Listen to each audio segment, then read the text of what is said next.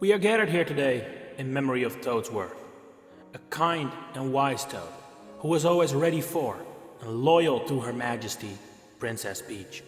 We thank him for years of good service. He will be missed. Thank you. Yeah, Toadsworth is one of the weirdest characters in the Mario franchise. And not because of his design or personality, but because his meteoric rise was as sudden as his major downfall.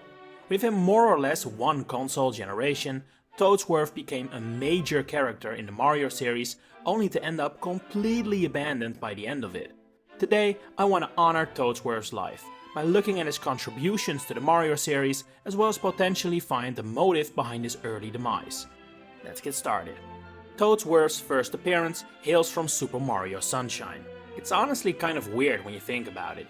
The game opens with the cutscene of Mario, Peach and Toadsworth in the airplane to Al Delfino, and he's just suddenly there. Like he has always been a part of the crew and isn't a completely new character we had never seen before.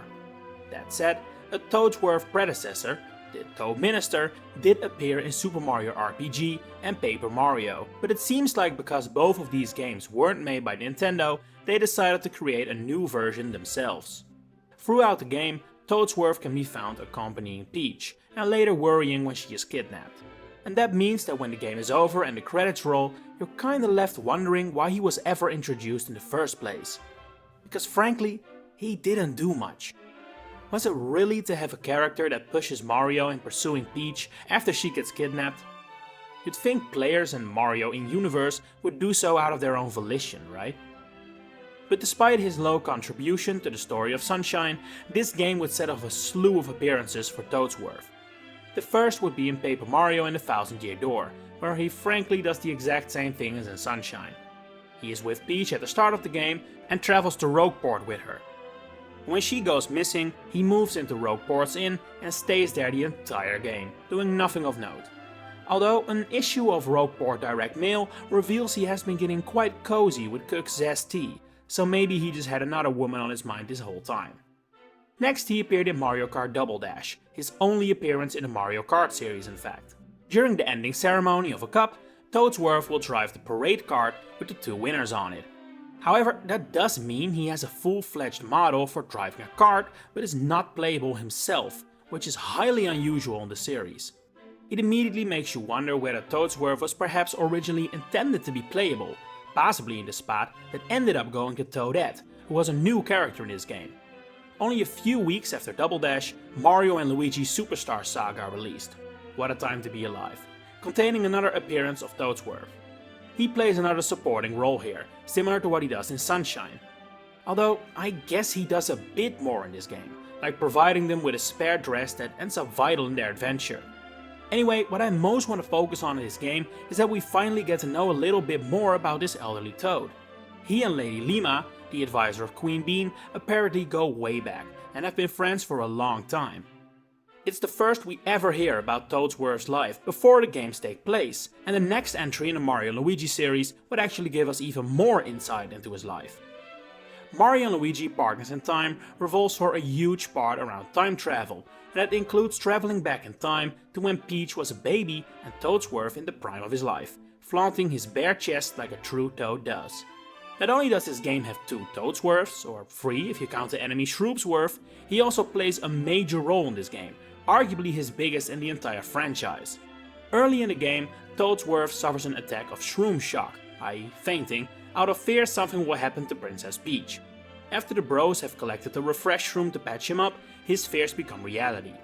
However, instead of moping or fainting again, he and his younger self help Mario and Luigi out by learning them all kinds of new moves, as well as looking over baby Peach in the past.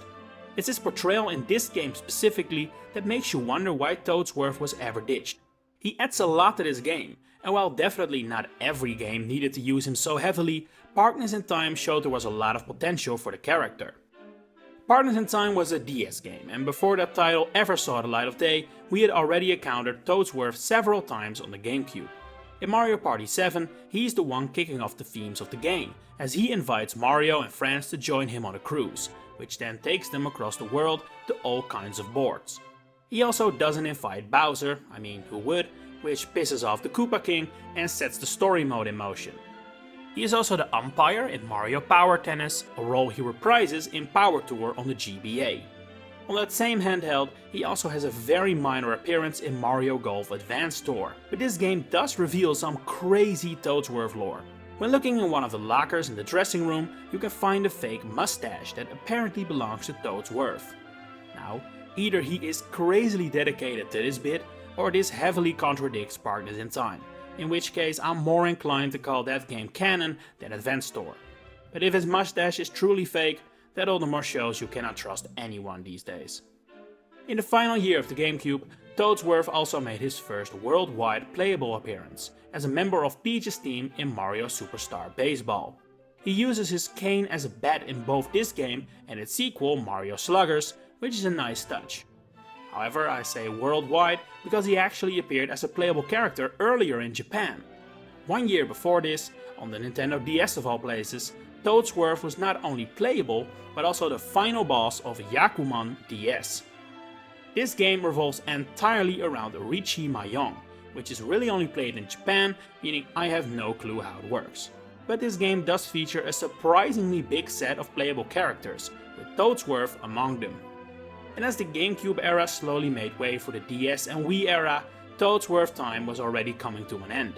He only made one original appearance on the Wii, the aforementioned Mario Sluggers, while on the DS he did continue to appear for a while, but his roles diminished. In New Super Mario Bros. He runs the Toad Houses in the game, his final appearance in a mainline Mario game.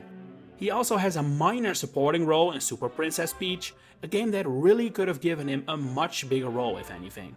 At least he gets to jam out as guitarist of the Peach Hit 5.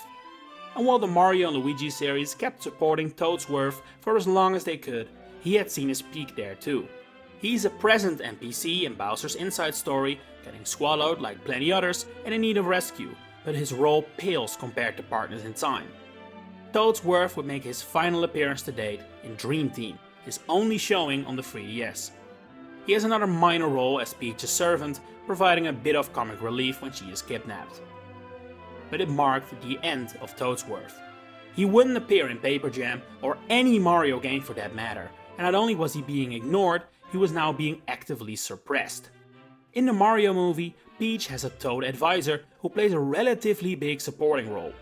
Concept art for the movie reveals Toadsworth was originally planned to take on this role, but was replaced with a character known as Toad General. Everything about this guy is clearly inspired by Toadsworth, and yet it's not him. Unless the mustache was really fake, then it might be him. While he wasn't cut outright from the remake of the Thousand Year Door on Switch, weirdly enough, a line of text confirming his age to be 60 was removed. Maybe it was just because Nintendo didn't want to mention any character's age in the modern era, but in the light of Toadsworth's demise, it can also be seen as something of a don't get attached to this guy, he's done for kind of move. Because one thing is for certain in all this, Toadsworth is no longer considered a part of the Mushroom Kingdom. If he was, he would have had countless minor appearances all over the Wii, 3DS and Switch for sure.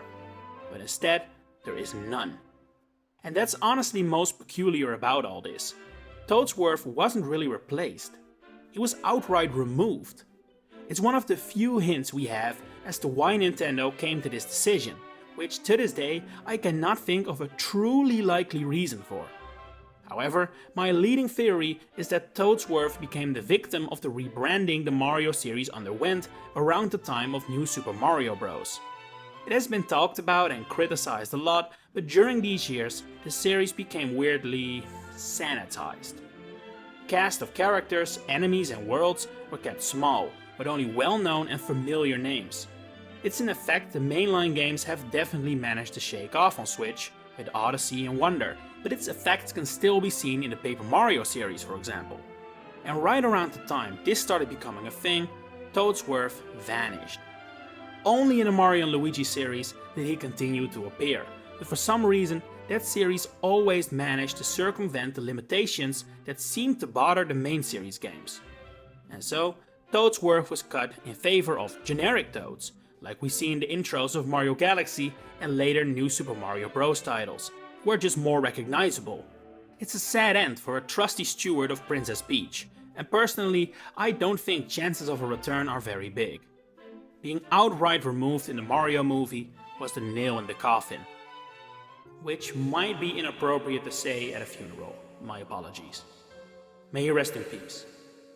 Please share your favorite memories or theories about his untimely end in the comments below. If you enjoyed my eulogy, please consider liking this video and subscribing to the channel.